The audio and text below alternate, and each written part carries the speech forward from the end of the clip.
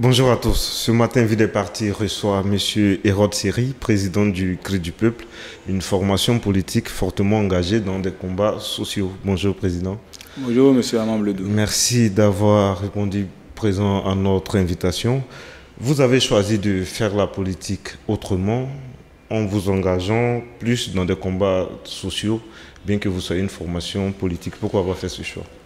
Merci beaucoup, M. Amam Ledou. Je voudrais profiter de la lucane qui m'est offerte pour remercier la chaîne des News pour l'opportunité que vous nous offrez de nous prononcer sur ce qui concerne l'actualité de notre pays.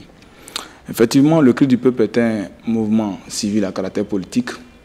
Nous avons fait le choix de cet axe de combat parce que nous avons estimé à un moment donné que le besoin répondait en tout cas à la circonstance. Les populations ont besoin d'un souffle nouveau, les populations aspirent vraiment à une politique nouvelle et donc nous estimons que vraiment pour pouvoir faire la politique sainement, il faut être aux côtés des populations, poser clairement leurs problèmes pour avoir des tentatives aussi de solutions. Et c'est certainement dans ce cadre-là que vous dénoncez la récente augmentation du coût du carburant. Justement. 10 francs CFA viennent d'être perçus sur le coût.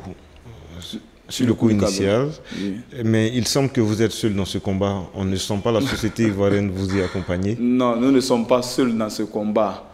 Il y a certains leaders aussi des mouvements de la société civile qui partagent notre point de vue. Et nous sommes en train de nous organiser conformément à cela. Il y aura des actions qui sont en train d'être, comment on appelle ça même, concoctées dans le laboratoire. Et très incessamment, vous verrez des actions sur le terrain. Que reprochez-vous à cette mesure? Le gouvernement a dit que c'était dans le cadre d'une dette de la société ivoirienne de raffinage. Que reprochez-vous à cette mesure? Mais nous estimons qu'aujourd'hui, la population est face à une difficulté qui ne dit pas son nom. La cherté de la vie est une réalité en Côte d'Ivoire. Tout est devenu cher et les populations ont du mal à se nourrir correctement. Et face à cela, on vient encore contracter d'autres dettes et on essaie de faire porter ces dettes-là encore aux contribuables qui déjà est asphyxié.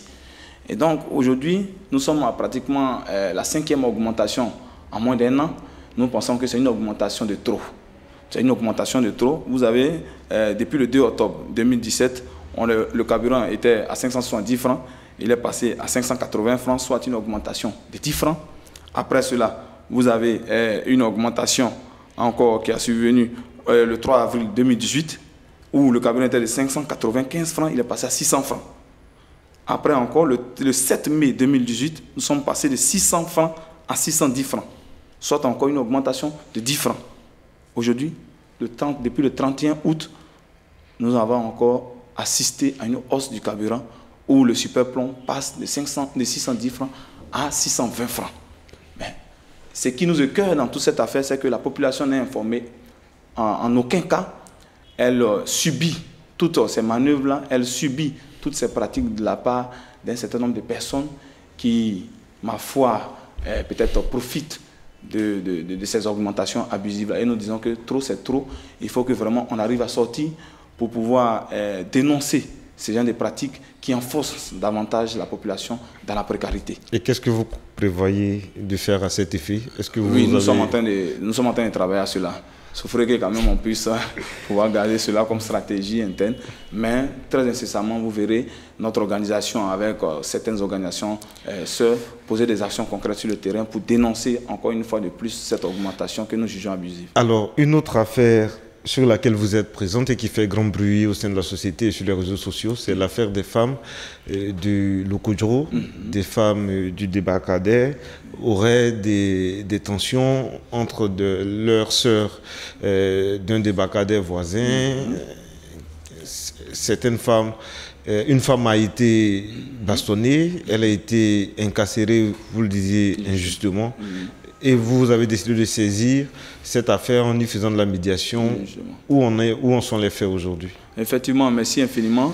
Voilà encore, là, une fois de plus, nous sommes face à un cas d'injustice que vivent ces femmes d'Abou-Doumbé qui, mine de rien, nourrissent la population ivoirienne. Parce que figurez-vous que ce débarcadère d'Abou-Doumbé nourrit pratiquement toute la population ivoirienne parce qu'il y a des poissons qui sont déportés de là jusqu'à l'intérieur du pays.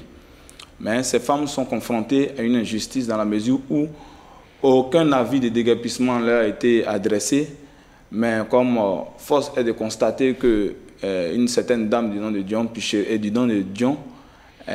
qui gérait auparavant une coopérative, s'étant installée, du moins au niveau du Lokodjoro, au niveau du nouveau de Bakadère de Lokodjoro, veut inciter ces dernières, ou du moins obliger, contraindre ces dernières à venir exercer leur activité au niveau du débarcadère de Lokodjoro. Chose qu'elles ont jugé inopportune parce qu'elles se disent qu'elles ne sont pas encore suffisamment prêtes pour aller à ce débarcadère-là. Et donc, c'est aujourd'hui l'objet de tension entre ces deux camps. Moi, de ce que je sais, c'est que dans tout État, même aussi développé qu'il soit, il y a la pêche moderne et il y a la pêche artisanale. Quitte à celui qui se sent comment on appelle ça, intéressé ou qui sent le besoin d'être dans une forme de pêche, quitte à lui de rester dans sa... Et finalement, quels sont les résultats de cette médiation? Et donc, nous sommes toujours en train de mener le combat, nous sommes toujours en train d'assurer la médiation pour ne pas qu'on assiste à un drame. Parce que figurez-vous que c'est peut-être un petit fait social, mais qui peut avoir de grandes répercussions sur l'équilibre social de notre pays. Okay. Et donc, nous interpellons les autorités à l'effet de se pencher sur la question, parce que figurez-vous aujourd'hui que les marins vont sur l'eau bloquer la marchandise de ces dernières-là, et c'est des mères de famille, mine de rien, qui nourrissent leurs familles avec, qui scolarisent leurs enfants avec cet argent qu'elles arrivent à gagner en allant pêcher ou en allant vendre le poisson. Nous sommes aujourd'hui au soir de la rentrée scolaire. Permettons à ces femmes-là d'évacuer librement leurs occupations et de nourrir copieusement la population ivoirienne sans qu'il y ait vraiment à ce qu'on assiste à un drame. Okay. Dans l'actualité, un gendarme a été tué dans la commune de Koumassi. Il y a quelques mois, un autre gendarme se faisait tuer dans la région de Korogo, un autre précédemment également à l'ouest du pays. De plus en plus, les Ivoiriens s'en prennent au symbole de l'État et la première victime semble être les forces de l'ordre. Est-ce que vous ne craignez pas un enlisement, une perte même de la jeunesse ivoirienne, une perte de valeurs citoyennes? Effectivement, voyez-vous, quand on est dans un État où la séparation des pouvoirs peine à être une réalité, quand l'appareil judiciaire ne joue pas pleinement son rôle, il va sans dire qu'on laisse libre cours à la justice populaire de pouvoir s'exprimer. Et c'est ce à quoi malheureusement on assiste par moments dans certains endroits sur notre territoire, et c'est à déplorer. Nous déplorons systématiquement tout ce qui se passe dans le pays, où des forces de l'ordre, des gens qui sont censés représenter la loi, sont tués, sont bastonnés. Mais en même temps aussi, ça nous interpelle.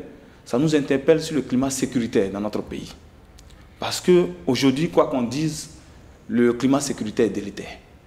Il est délétère dans la mesure où certains phénomènes se sont développés dans notre pays. Vous avez le phénomène des enfants dits en conflit avec la loi, qu'on appelle aussi des microbes. Vous avez le phénomène des nyambros. Vous avez par-ci, par-là, des fumoirs en un point fini. Et cela dans l'indifférence de nos autorités. Qu'est-ce que vous proposez? On a vu les services de politique, souvent, les services de police, souvent déployer les moyens de l'État. Des fumoirs ont été cassés ça et là. Oui. C'est vrai que les habitudes ont la peau dure, mais vous ne pouvez pas dire que l'État ne fait rien. Non, nous pensons que ce n'est pas suffisant. Il faut éradiquer totalement ces différents phénomènes, ces différents fléaux. Même la question des microbes, c'est un fléau qui bat son plein, nous le savons. Des enfants, des mines de rien, à peine 18 ans, qui sautent, qui prennent des machettes et qui endorment tout un quartier, toute une commune, sans que ça ne puisse vraiment susciter, comment on appelle ça même, des inquiétudes au niveau des autorités. Mais nous pensons que vraiment, si tel est le cas, les autorités doivent prendre les responsabilités, au cas où ils ne peuvent pas prendre les responsabilités, que le ministre de la Sécurité rende carrément le tablier et qu'il démissionne.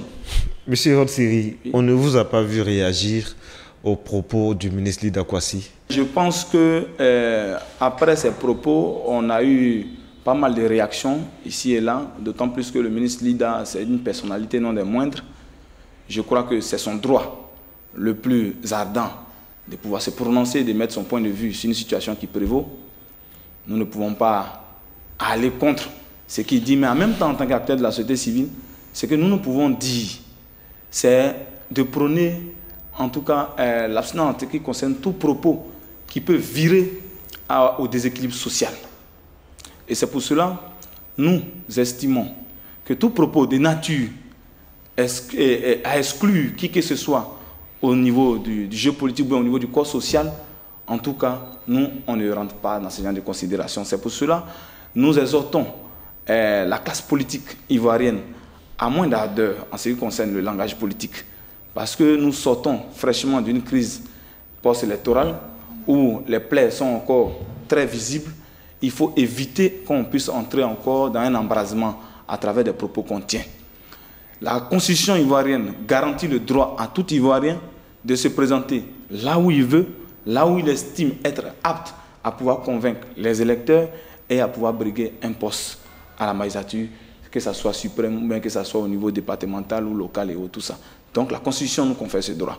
Et c'est pour cela que nous devons quand même éviter tout discours autochtoniste, tout discours qui donne l'impression d'exclure un camp au profit d'un autre.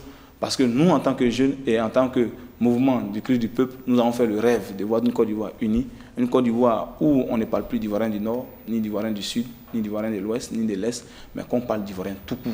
Voilà comment nous voyons la Côte d'Ivoire de demain. Justement, avec la rupture au sein du RHDP, les jeunesses du PDCI et celles proches de l'aile dite radicale du PDCI, du FPI se sont rapprochées, et l'opinion craint déjà la résurgence de propos haineux et ivoiritaires. Comment vous vivez ce rapprochement-là? Bon, je ne suis pas membre de cette organisation politique, je ne suis pas membre du RHDP. Est-ce que vous craignez quand même que certains propos du genre reviennent sur les devants de la scène politique? Mais c'est ce que nous voulons éviter et c'est ce que nous disons. Il faut éviter la résurgence des propos qui hier nous ont plongés dans les différentes crises que la Côte d'Ivoire a connues. Voilà, et donc nous, on ne peut pas entrer dans un débat conflictuel, un débat qui pourrait vraiment conduire le peuple ivoirien dans les mêmes moments de crise que nous avons vécu hier. Nous, ce que nous disons aujourd'hui, c'est que quelles que soient les alliances politiques, quelles que soient les alliances qui vont être opérées sur le plan politique, il faut que ce qui prime soit dans l'intérêt du peuple ivoirien, dans l'intérêt du peuple suprême. C'est ça, c'est notre réflexion. Et c'est le point de vue qu'on émet constamment. Que la jeunesse du FPI se rapproche de la jeunesse du PDCI, c'est le choix politique. Ça, on ne peut pas leur en vouloir. Ça répond peut-être à une stratégie bien déterminée, une stratégie qui répond aussi peut-être aux besoins circonstanciels. C'est leur manière de voir les choses. Mais en même temps, que ces formes d'alliance-là aussi préservent toujours l'équilibre social, préservent toujours la paix. Parce que c'est ça. S'il n'y a pas la paix, le jeu politique, que ce soit les contradictions politiques et tout ça, ne pourront plus être des mises. Voyez-vous? Parce que quand l'autre a les armes et que toi aussi tu as les armes, ce n'est plus le langage, comment on appelle ça même, ce n'est plus les arguments qui comptent là, c'est la violence qui prime. Donc nous ne voulons pas assister en tout cas à tout ce que nous avons vécu hier, et c'est pour cela que nous appelons toute la classe politique ivoirienne, quel que soit, comment on appelle ça, les alliances qui vont être opérées, que ce qui prime soit dans l'intérêt vraiment général. Et il y a quelques semaines, vous avez procédé à une réorganisation de votre mouvement politique. Comment il se porte et quels sont ses futurs combats? Le Cri du peuple se porte bien. Voilà, le Cri du peuple se porte très bien. C'est une organisation, mine de rien, qui est en train de faire son petit bonhomme de chemin. Et donc, les défis sont énormes. Nous pensons pouvoir les relever en travaillant d'arrache-pied, de concert surtout avec les populations que nous défendons très souvent. Et donc, je peux vous dire que le Cri du peuple se porte à merveille. Merci Rod Seri d'être venu chez nous. Merci M. Amam Bledou et merci à Denius aussi.